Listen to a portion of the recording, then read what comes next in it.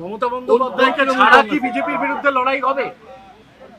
এখন কোন তৃণমূল কংগ্রেস রাখে এটা বলতে গেলে প্রবলেম হবে, যে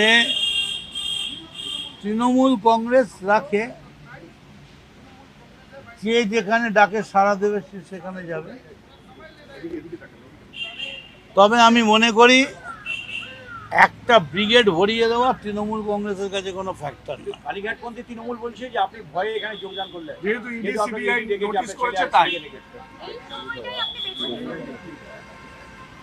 আমি ভয়ে যোগাযোগ করলাম। একটু এদিকে তাকান, একটু সোজা। আমার তো ইডির থেকে ভয় ছিল এবি বেশি। ইডি ধরলে তবু কথা বলে জিজ্ঞেস করবে, ওখানে এবি কখন কোথায় তাড়ি দেবে কি করে দেবে ভগবান জানে।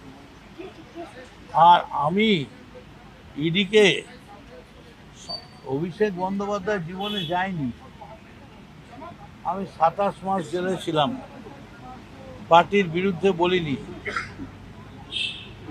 সমস্ত রকম সহযোগিতা করব, যা বলবে তাই করব। প্রমাণ করুন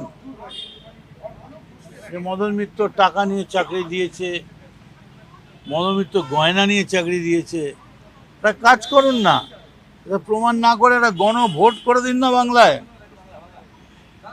একটা বাংলায় গণভোট করে দিন। হ্যাঁ, টাউনে একটা করে দিন যে মদন মিত্র পয়সা নিয়ে চাকরি দিতে পারি কিনা। মদন মিত্র মমতা বন্দ্যোপাধ্যায়ের হাত ছাড়লেন শেষমেশ।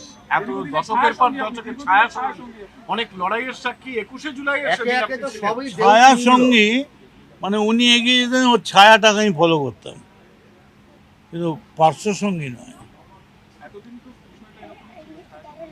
লোকে ভাবতো। আপনি কি মনে করেন যে মমতা বন্দ্যোপাধ্যায় যদি অভিষেক বন্দ্যোপাধ্যায়কে এই মুহূর্তে বাদ দিয়ে আবার ওটা তৃণমূলকে এক করতে চান, তাহলে কি সম্ভব? আবার নতুন করে ভাবতে হবে, এখনই এরকম